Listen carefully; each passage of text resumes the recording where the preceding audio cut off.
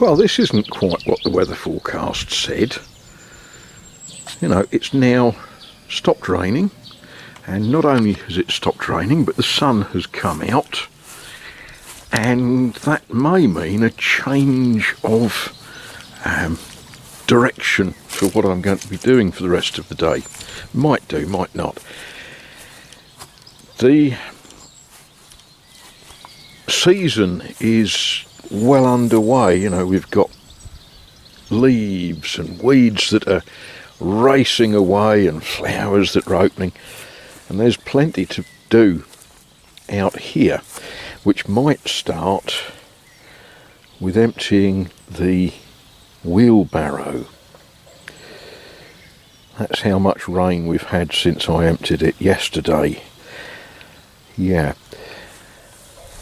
So that might be a change of direction. We'll see. But the ground is seriously soggy. However, onions, they're doing quite nicely, thank you very much. That means I should have an onion for Christmas dinner. Is that sufficient, do you think, an onion for Christmas dinner? There are more onions. So maybe we'll have onions for Boxing Day dinner as well. Got a variety. There's some yellow onions and there's some red onions, and yeah, I did look at a packet of white onions, but I couldn't really be bothered. We've got, this is a bit experimental. This is a mixture of onion and leek and stuff, sort of leftover stuff that probably should have been thrown away. But, you know, if you've got space, you don't throw things away, you plant them and see what they do. Last year I planted leeks, and I planted a lot out properly, neatly. I've eaten them, they were gorgeous. But I did stick where I had leeks left over that I didn't have space for. I just sort of chucked them in the ground. And where I'm tidying up beds, I've lifted some of them. My mate Francois reckons that that's just a waste of time. All they will do is run up to flower, and well, we'll see. We'll, you know, this is experimental gardening. But what I have been doing so far this morning, I have painted. Yeah, you can tell. And I shall leave that for a little while to dry, and then that will get a second coat. So you put a ladder up and people use it, don't they?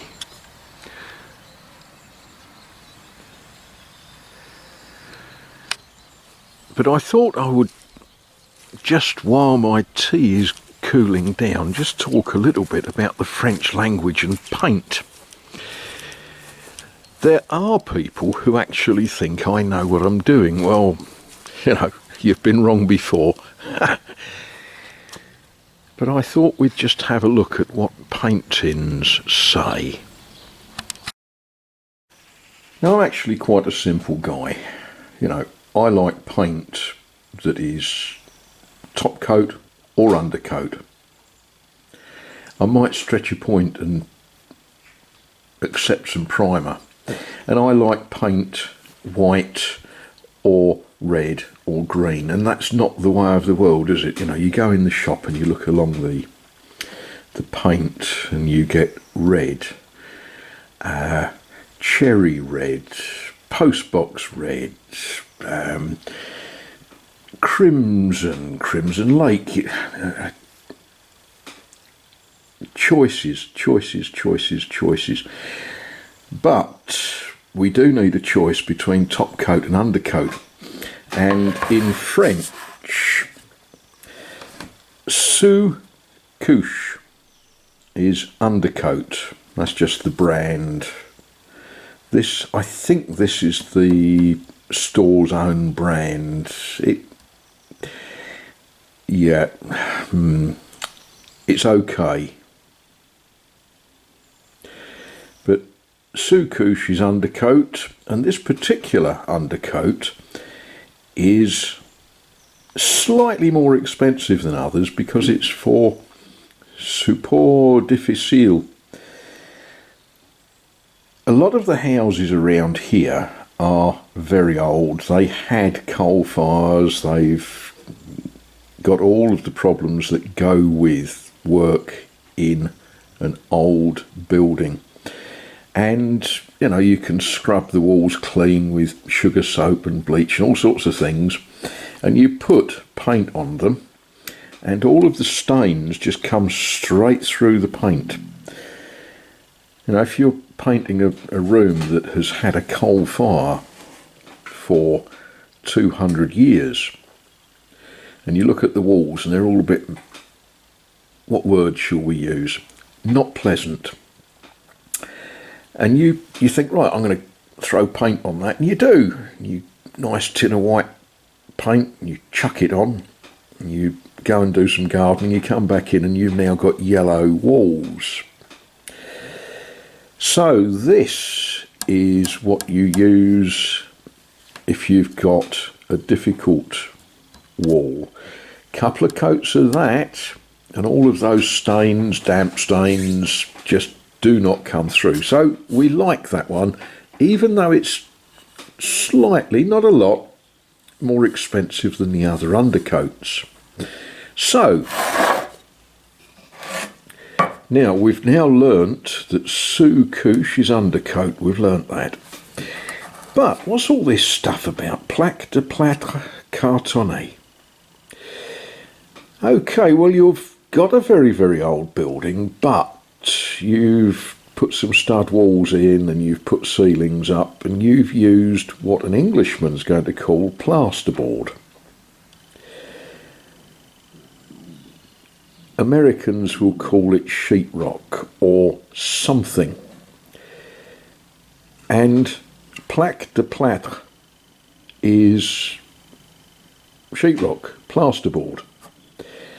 Cartonné, what we're talking about there is, you know, when you buy a bit of sheetrock, it's got cardboard of some sort on it, hasn't it? Both sides. The idea of this particular paint is it's formulated with a resin which it's formulated to stick like the proverbial to a blanket if you're undercoating on sheetrock plasterboard. Great. It's actually quite good. It does stick. But if you've plastered a wall and you want an undercoat to go straight on plaster or cement, concrete, whatever, then this is the one that you want. Plâtre, ciment.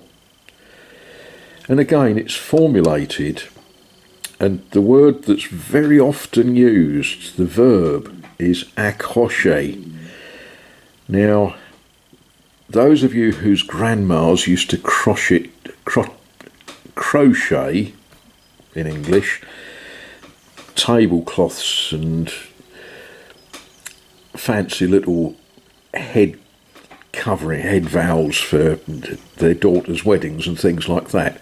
Crochet, you know, it's the hook that you use.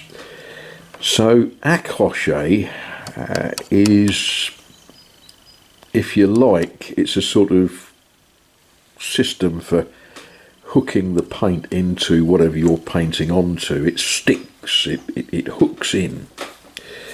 So that's quite good stuff. One of the things that I do find is modern paints, they're formulated differently, and I suspect it's all to do with environmental protection and things like that. And if you buy a tin of paint that says no undercoat needed, and if it says on the tin that one coat is enough, oh no it ain't. If it says on the tin that one coat's enough, you need at least 3 coats. But there we are. Right, let's stop gabbing and get some stuff done.